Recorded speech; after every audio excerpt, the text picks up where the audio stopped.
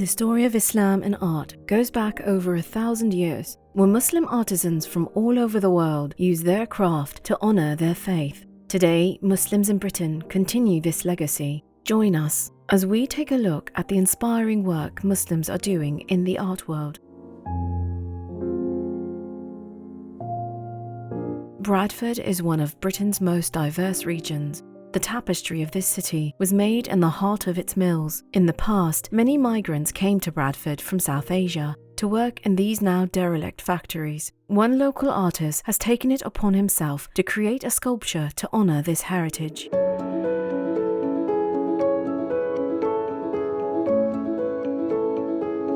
My name's Kasim Tariq. I'm a social designer and I'm also the creative director of Fayekunu, and I'm really pleased that the beacon is finally in place in Bradford City Centre in City Park.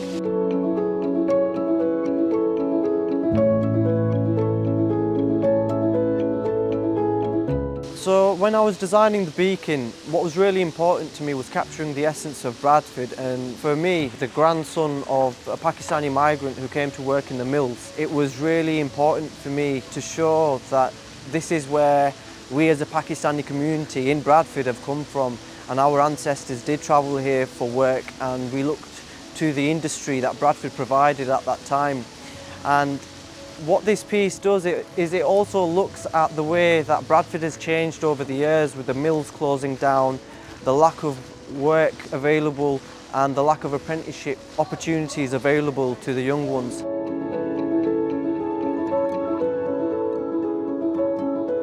It was difficult getting the final designs ready for casting the thing, and then making sure that the castings actually line up and fit to the frame.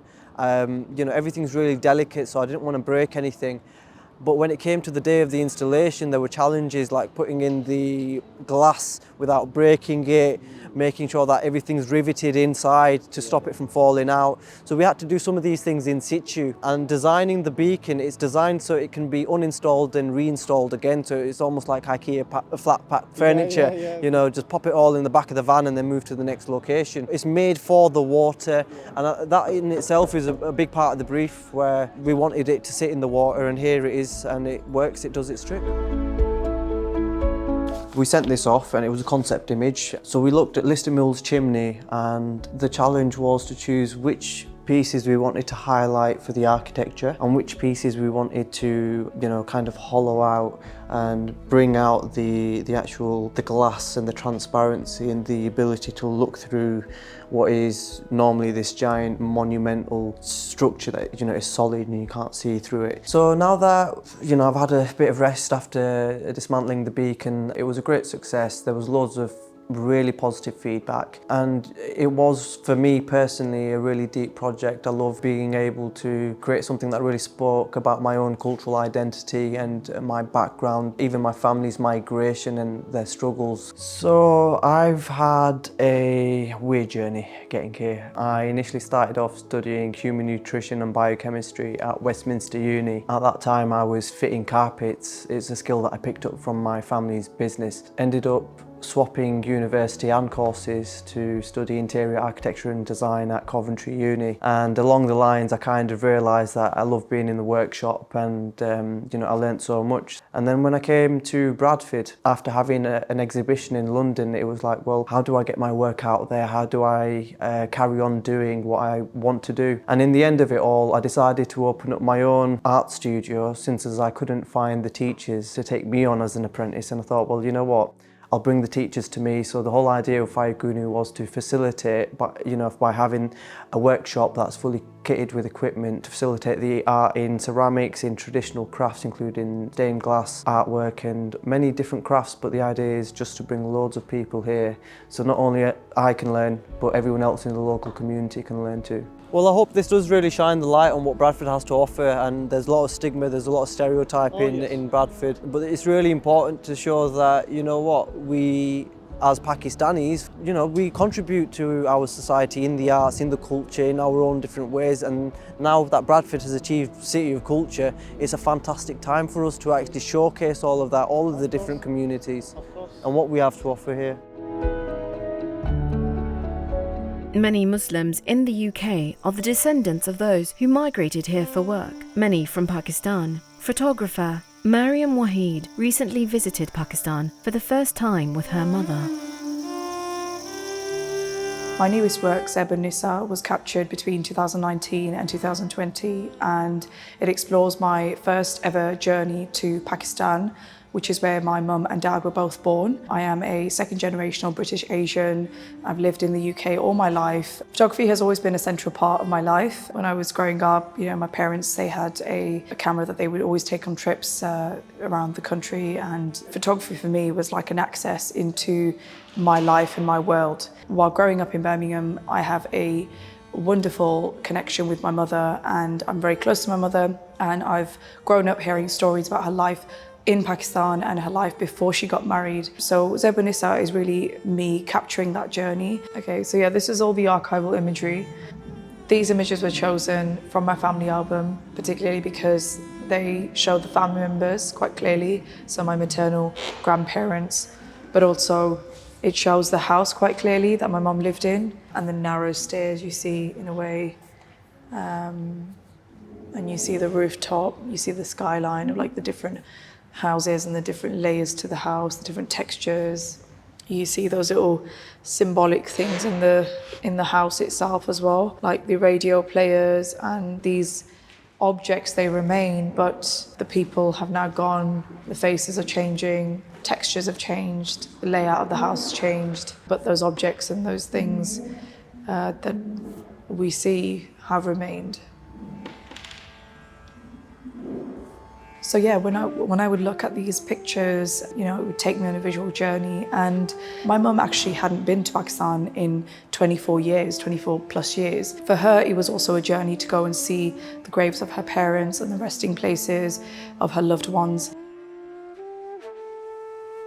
I found it really important to use her name as the focal point for this project, because I often thought about, what is in that name and what did that name hold. And it was only until I went on this journey and saw the photographs until I realized that actually that is the identity attached to my mother when she was called Zeb Nisa. It was that fun, loving, bubbly girl, had, a completely different life before she got married, completely different friends group, lifestyle, and that is what I wanted to capture, that period of her life, bring Zeb Nisa back in her life. And you can see that in some of the, playful photographs that she's got with her friends. It was actually very, very peaceful and wonderful when I connected with the land and when I actually discovered and found the graves of my grandparents and actually visited my mum's, the home that she grew up in. I found that there was a huge spiritual and beautiful connection with my mum's family, but also with the land itself. Since my visit to Pakistan and since kind of exhibiting Zeb Nisa and also doing what I do as an artist and photographer, talk about my work and share my photography and have conversations with other people in the culture and art sector, I have realized that there's a lot more open space and awareness, whether you're Indian, Pakistani, Bengali, Sri Lankan, whatever you may be as a South Asian, you have a voice and you have your stories to tell, and you have even within India and Pakistan, there are so many diverse stories and there are so many diverse narratives. It has become my aim as an artist to create that cultural understanding and to build bridges and to celebrate the different communities that live in Britain, and for us to continue our stories and continue documenting them and including them in archives, including them in galleries and museums, in libraries, so that one day somebody has access to our ancestry, our heritage, our information, and gives them inspiration and continues to create.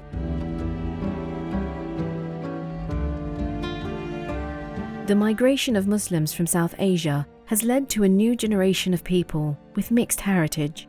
We visited the New Art Exchange in Nottingham to talk to Sayra, whose debut comic book speaks to her experience of being a mixed-race Muslim.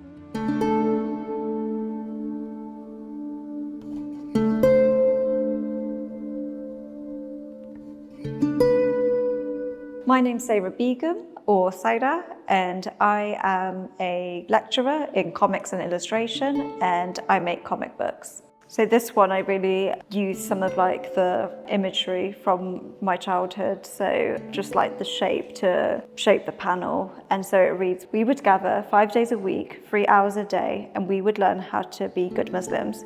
The lesson would begin by reading the Quran in Arabic. No one knew how to speak Arabic. We only ever learnt how to read it. It was quite a long journey leading up to the creation of Mongrel, which was my debut graphic novel released in 2020. So in my BA, I was researching Islamic miniatures and looking at storytelling and looking at how potentially Islamic miniatures has progressed. And this led me to make the connection to like graphic novels. And so this was the first chapter that I created on my master's. So like you would read the Quran for a long time. You would get hit by the bamboo stick if you read anything wrong, which is probably familiar to a lot of people. And it was like a great sense of pride when you made it from the Haida, then to the Sifara, and then to the Quran, which was like, felt, was a huge promotion.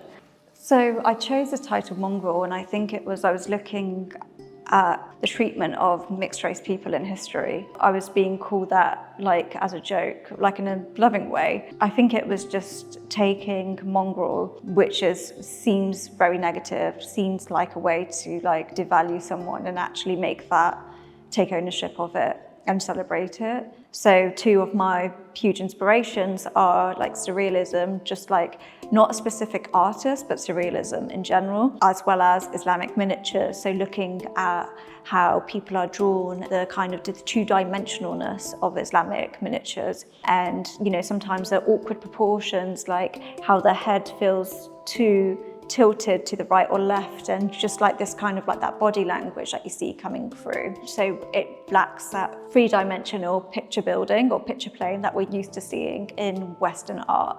So those are like the quality I really wanted to harness, and that's how I ended up creating my visuals for Mongrel.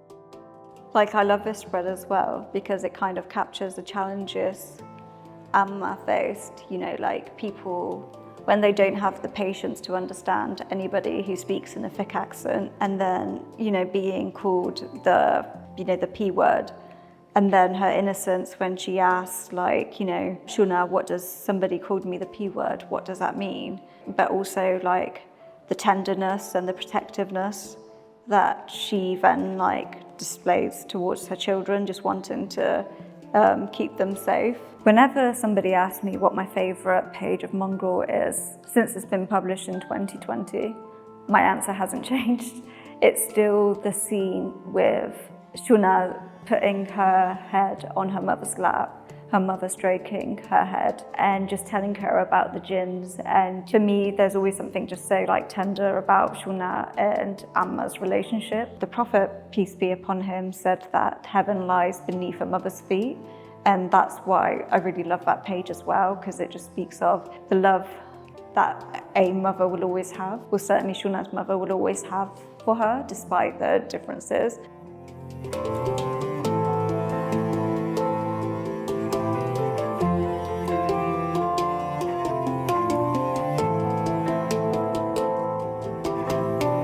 Islamic art is constantly evolving as new and innovative techniques are discovered. At the Artz-I gallery, traditional Islamic arts and crafts are blended with the modern to create something truly unique.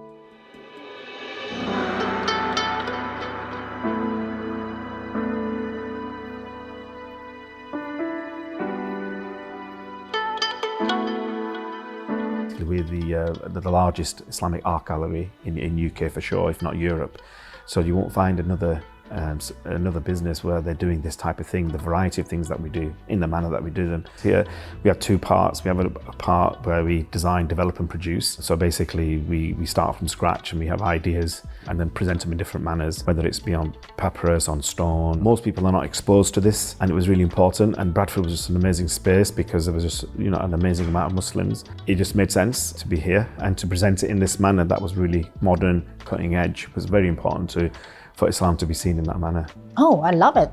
I just enjoy it. Like from the first day, I don't know anything about Islamic art. I used to work with Chinese art in Hong Kong. And now I moved to work with Islamic artists, which is quite completely different, but then at the same time, I can see something in common.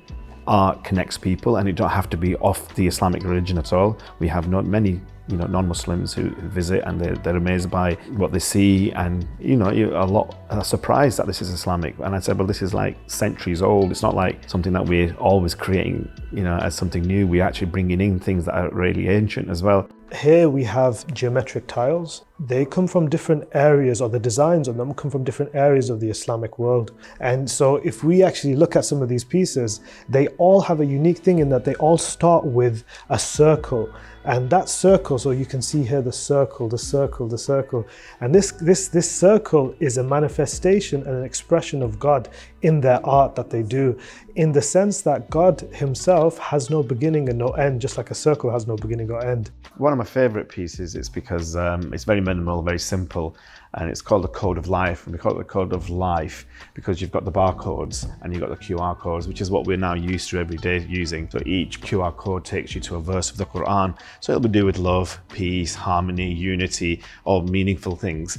Again, it reflects being modern, but then also connects to Islam and its origins and where we're up to. So here we have antique manuscripts from Isfahan, Iran. They hold such unique value because they actually echo the way the Quran was first ever transcribed in the original Kufic script. So we see how when Allah subhanahu wa ta'ala conveyed the Quran to the Prophet Muhammad sallallahu alaihi wasallam, he then conveyed it to the scribes, as the Prophet Muhammad sallallahu alaihi wasallam himself did not read or write. And so that being the case, the scribes would then write it down, and they would then, the Prophet Muhammad would then ask them to repeat it back to him. So he would check just to make sure that they had written everything correctly. And that's what you see here, is you see the same type of calligraphy that they would use. The experience is a lot of people didn't really understand, or they didn't see Islam from this perspective, or art in this manner. So they're really closed off from this world. But when you see them coming in, they're always surprised, really taking back, and really asking questions, which is really good. And we're always encouraging young people.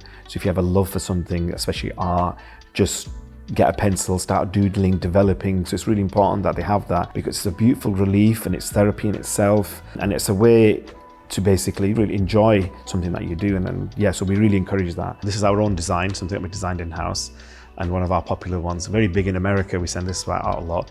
And this is basically, we call it the masses. And this is a bird's eye view of the Kaaba, as in the minimum black box. And then that everybody around the world, basically the hearts are connected to the Kaaba, and the direction is the Kaaba. So this is why around the world, everybody faces that. So this is just a very minimalistic representation of how we all face the Kaaba, and that's one of our best sellers as well. You have this unique concept of ihsan, which is like attaining spiritual perfection. And the idea is being able to go into whatever type of avenue you are involved in life and being able to perfect it. And that's what ihsan is. So it's a core concept within our deen, and something that when it's actualized, beauty happens. Innovation is at the center of all great art. One of the art world's greatest innovators was Vincent van Gogh. His work is being displayed in an immersive exhibition. Calligrapher Razwan Ul-Haq has had the unique honor of having his artwork featured alongside the master himself. This is really going back to the pandemic and lockdown. So everything was very, very dark, and we just wanted to light things up. We sort of created some calligraphies in neon. They were looking at very traditional Arabic calligraphy, but trying to do the calligraphies in a contemporary way. And Asma al-Husna means the beautiful names. Names such as Al-Wadud, which is the loving, and As-Salam, which is the peace. I mean, Van Gogh, incredible artist, incredible history. His way of looking at the world, that sort of impressionist way, is very interesting. For me, it was just quite an absolute honour to have my own work here with such a great master, and also a great team. When you think of the Van Gogh immersive experience, you think of London, you think of Paris, you think of some of the bigger cities maybe. To actually have it in Bradford, I think they've done a wonderful job. Art that is from different areas of the world are important and always prestigious to be placed here, and also art that, for example, is created in Bradford. You've got art created right here in Bradford and showing with Van Gogh. And I think art is universal. I don't think that sort of, if you think of Impressionism or if you think of calligraphy, I think it belongs to the world. I think it belongs to all human beings. If anyone's trying to pursue something, it's first of all try to find out who you are as a human being. We're standing here in a Van Gogh exhibition, and as we know, he wasn't very successful in his life, but now, he's one of the most talked about artists. So I would say really devote yourself to what you like. If you like something, then really follow it and pursue it with vigor. Have the humbleness to understand that you might not know everything, but have the absolute confidence in yourself to say that yes, there is something important I've got to say.